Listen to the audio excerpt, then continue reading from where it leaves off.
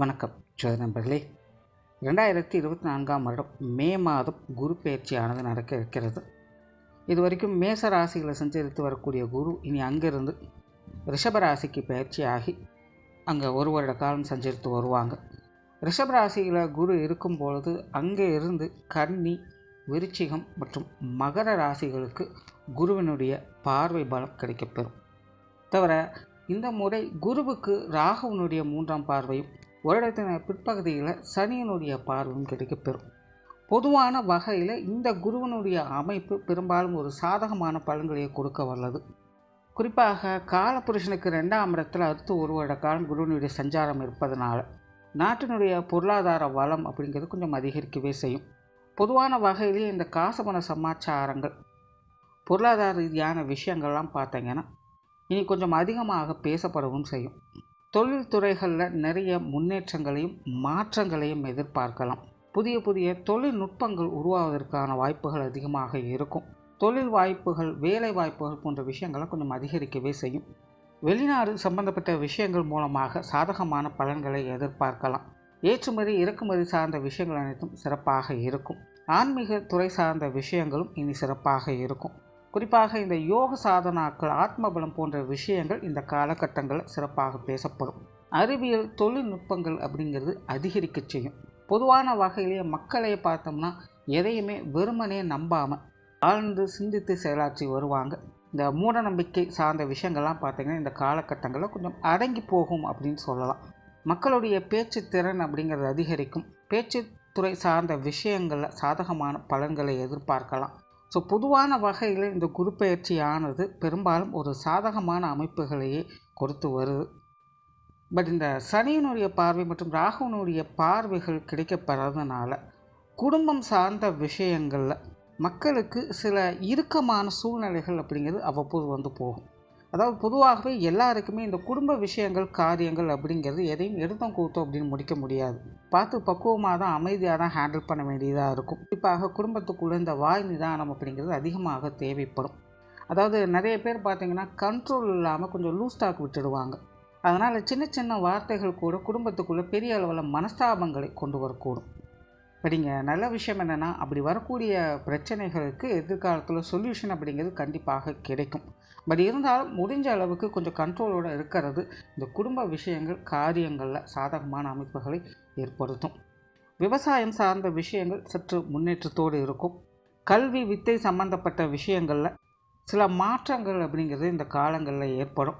Education சார்ந்த விஷயங்கள்லாம் பார்த்தீங்கன்னா பெருசாக டெவலப்மெண்ட் அப்படிங்கிறதுக்காது, பட் சின்ன சின்ன சேஞ்சஸ் அப்படிங்கிறது ஏற்படும். தங்கம் போன்ற ஆபரணம் சார்ந்த விஷயங்கள்லாம் பார்த்திங்கன்னா இந்த காலகட்டங்களில் கொஞ்சம் ஏற்றத்தோடையே இருக்கும். உடல்நலம் சார்ந்த விஷயங்களுக்கு முன்னேற்றங்களை கொடுத்து வரும். அதாவது புதிய புதிய மருந்துகள் கண்டுபிடிப்பதற்கான வாய்ப்புகள் இருக்குது.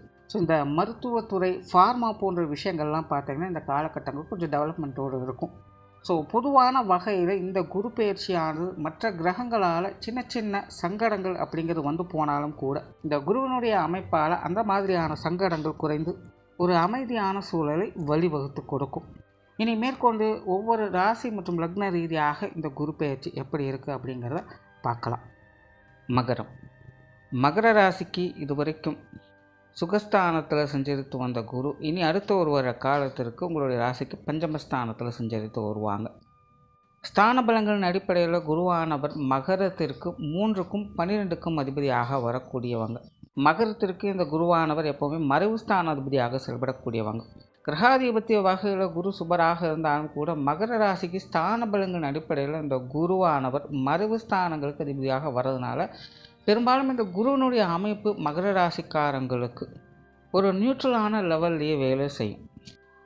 ரொம்பவும் அபரிவிதமான நல்ல விஷயங்களையும் கொடுத்துறாது, அதே போல் ரொம்பவும் நெகட்டிவான விஷயங்களையும் ஏற்படுத்திடாது. ஆகையினால் எப்போவுமே இந்த குரு பயிற்சி, குருவினுடைய ஸ்தானம் அப்படிங்கிறதுல மகர ராசிக்காரங்களுக்கு பார்த்திங்கன்னா ஒரு வகையில் பாசிட்டிவாகவும் ஒரு வகையில் கொஞ்சம் நெகட்டிவாகவும் தான் வேலை செய்யும். குறிப்பாக இந்த மறைவு ஸ்தானாதிபதிகள் மறைவு ஸ்தானங்களை சஞ்சரிக்கும் பொழுது அதனுடைய கெடுபலன்கள் அப்படிங்கிறது ரொம்பவுமே குறைய ஆரம்பிக்கும். தவிர இங்கே அதிபதி குருவாக இருக்கக்கூடிய காரணத்தினால அதனுடைய கெடுபலன்கள் அப்படிங்கிறது பெருமளவில் குறையவே செய்யும். அதுவே சுபஸ்தானங்களில் வரும்போதும் கிட்டத்தட்ட அதே நிலைகள் தான். நல்ல பலன்கள் அப்படிங்கிறது கூட ஒரு அளவான அமைப்புகளில் தான் அது வேலை செய்ய ஆரம்பிக்கும். ஏன்னா குருவானவர் சுபஸ்தானங்கள்லேருந்து சுப பலன்களை கொடுத்து கொண்டு வந்தாலும் கூட மறுபஸ்தானாதிபதியாகவும் செயல்படுறதுனால அதற்குண்டான விஷயத்தையும் உடன் சேர்த்து தான் அவர் வழங்க வேண்டியதாக இருக்கும்.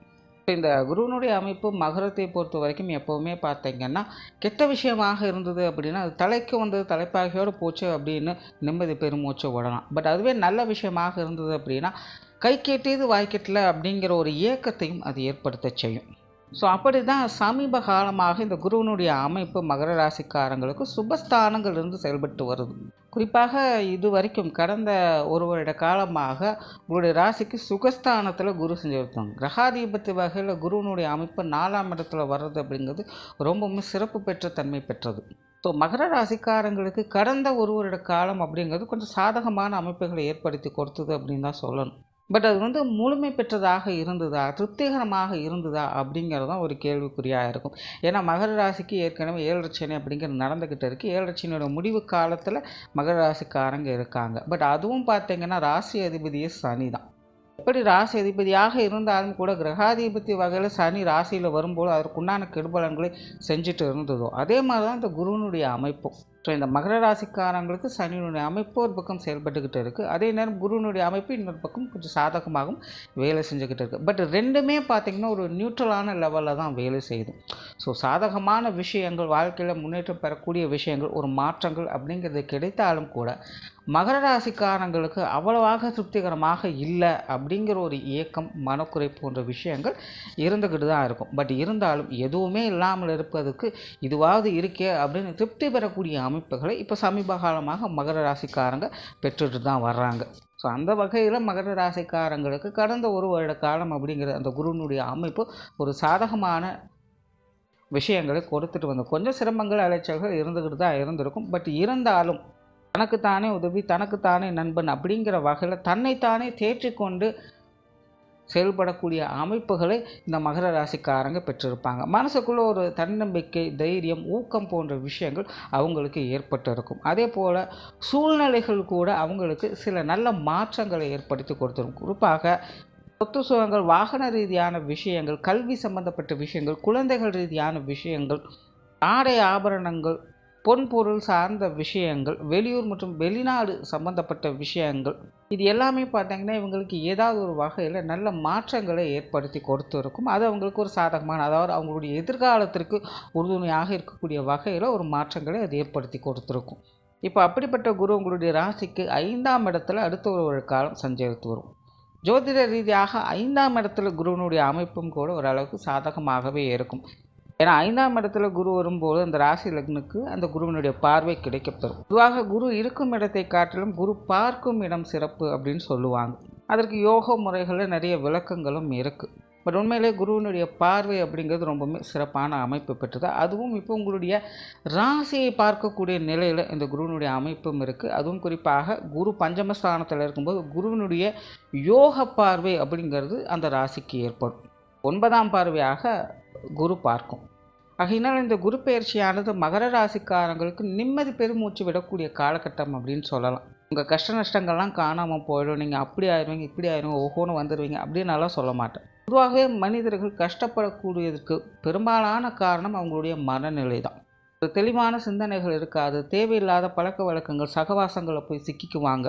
கால நேரங்கள் சரியில்லை அப்படின்னா ஒரு சரியான சூழ்நிலைகளை அவங்களுக்கு அமைச்சு கொடுக்காது. இதனால் மனநிலையில் நிறைய அஞ்ஞான விஷயங்களால் சங்கடப்படக்கூடிய அமைப்புகளை அது ஏற்படுத்தும்.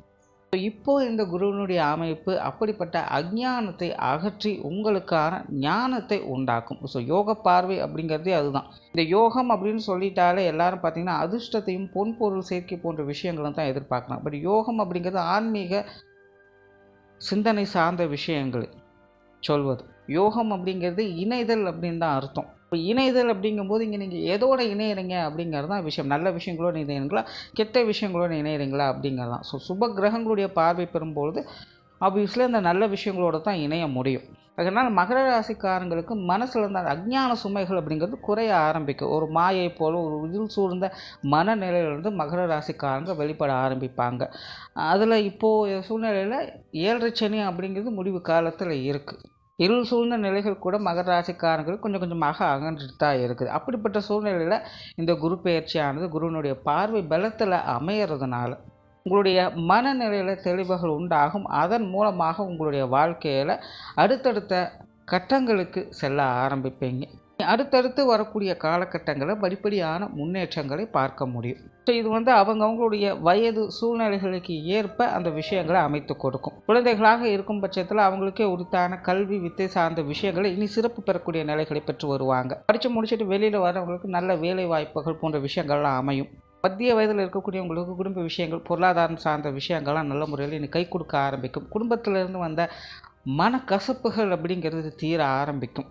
குடும்ப அமைப்புகளை பொருளாதார அமைப்புகளை இனி பலப்படுத்த ஆரம்பிப்பாங்க. வயதில் மூத்தவங்களுக்கெல்லாம் பார்த்திங்கன்னா உடல்நல விஷயங்கள், மனதில் இருந்து வந்த கஷ்ட நஷ்டங்கள், சோகங்கள், ஏக்கங்கள் போன்ற விஷயங்கள்லாம் இனி குறைய ஆரம்பிக்கும். ஏதோ ஒரு வகையில் விடிவு காலம் கிடைச்சதே அப்படிங்கிற நிம்மதி பெருமூச்சு பெறக்கூடிய நிலையை பார்த்து வருவாங்க.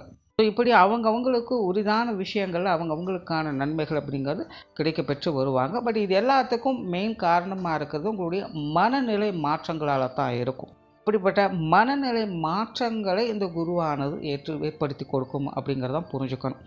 தொழில் வேலை உத்தியோக ரீதியாக மகர ராசிக்காரங்களுக்கு ஒரு கலவையான மாற்றங்களை கொடுக்கக்கூடிய அமைப்புகளை பெற்றிருக்குது. கடந்த ஒரு வருட காலம் அப்படிங்கிறது தொழில் வேலை உத்தியோக ரீதியாக மகர ராசிக்காரங்களுக்கு ஓரளவுக்கு சாதகமான அமைப்புகளை ஏற்படுத்தி கொடுத்துருக்கும். பட் இந்த முறை பார்த்திங்கன்னா தொழில் வேலை உத்தியோக ரீதியாக பெரும்பாலும் வழக்கமான சமாச்சாரங்கள் தான் இருக்கும். பெருசாக எந்த ஒரு மாற்றங்கள் அப்படிங்கிறதுலாம் எதிர்பார்க்க முடியாது. ஒரு சிலருக்கு இடமாற்றங்கள் போன்ற விஷயங்கள் ஏற்படுவதற்கான வாய்ப்புகள் இருக்குது. பட் அதன் மூலமாக கூட பெருசாக சூழ்நிலைகளில் எந்த ஒரு மாற்றங்களையும் பார்க்க முடியாது. ஸோ எல்லாமே ஒரு நார்மலான விஷயங்களாகத்தான் இருக்கும். குருவனுடைய இந்த ஒரு வருட காலகட்டங்களில் மத்திய பகுதிகளில் உங்களுடைய தொழில் வேலை உத்தியோகம் சார்ந்த விஷயங்கள் சில முன்னேற்றம் தரக்கூடிய அமைப்புகளை பார்த்து வருவீங்க.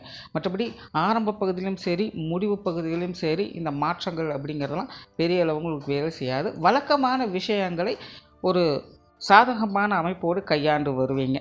வெளியூர் மற்றும் வெளிநாடு சம்பந்தப்பட்ட விஷயங்கள் திருப்திகரமாக அமையும். குறிப்பாக வெளியூர் சார்ந்த விஷயங்களில் மகர ராசிக்காரங்களுக்கு கொஞ்சம் ஆர்வம் அதிகரிக்கக்கூடிய அமைப்புகள் இருக்குது.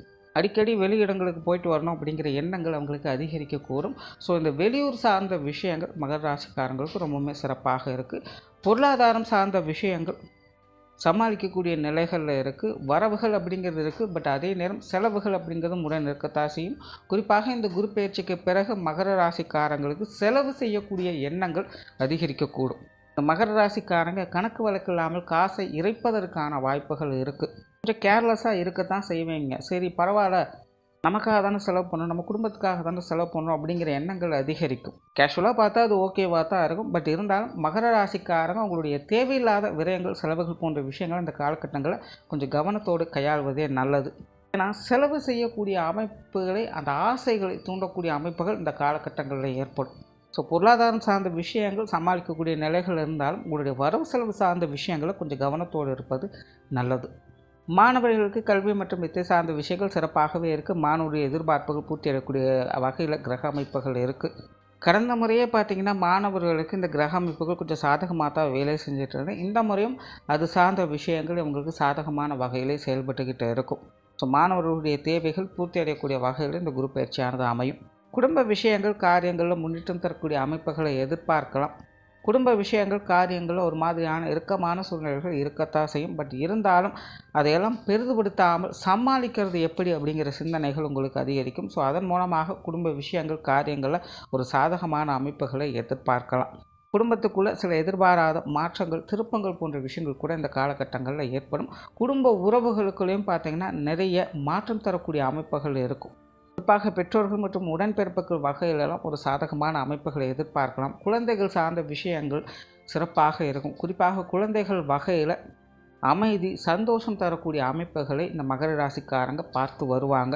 கணவன் மனைவி உறவுகளுக்குள்ள ஒரு கலவையான அமைப்புகள் இருக்கும். வாழ்க்கை துணை ஒருவரை ஒருவர் அனுசரித்து வந்தீங்கன்னா இந்த காலகட்டம் ரொம்பவுமே சிறப்பான விஷயங்களையும் பார்க்க முடியும். கணவன் மனைவி உறவுகளுக்குள்ளே சின்ன சின்ன சங்கடங்கள் அப்படிங்கிற இருக்கத்தான் செய்யும். குறிப்பாக குடும்ப ரீதியான விஷயங்கள், நீங்கள் அவங்க குடும்பத்தை பற்றி பேசுகிறதும் அவங்க உங்கள் குடும்பத்தை பற்றி பேசுகிறதுமாக சின்ன சின்ன மன வருத்தங்கள் வந்து போய்கிட்டு தான் இருக்கும். பட் அதெல்லாம் பெரிதுபடுத்தாமல் ஒரு கொஞ்சம் அனுசரித்து வந்தீங்கன்னா இந்த காலகட்டம் ரொம்பவுமே ஒரு சிறப்பான அமைப்பை ஏற்படுத்தி கொடுக்கும்.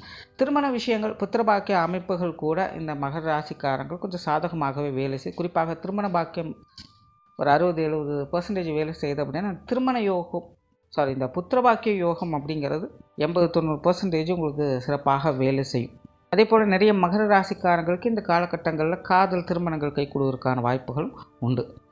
உற்றார் உறவினர்கள் நண்பர்கள் வகையில் ஒரு சுமூகமான விஷயங்களை எதிர்பார்க்கலாம். பட் உற்றார் உறவினர்கள் நண்பர்கள் அனைவருமே பார்த்தீங்கன்னா கொஞ்சம் பட்டும்படாமலும் தான் இருந்துட்டு வருவாங்க. தனிப்பட்ட முறையில் உங்களுக்கு அவங்களுடைய விஷயங்கள் காரியங்கள் அப்படிங்கிறது ஒத்துப்போகும். பட் தனிப்பட்ட முறையில் அவங்களுடைய நிலைகள் அப்படின்னு பார்க்கும்போது அவங்க பெருசாக எந்த ஒரு விஷயங்களும் இன்வால்மெண்ட் காட்ட மாட்டாங்க.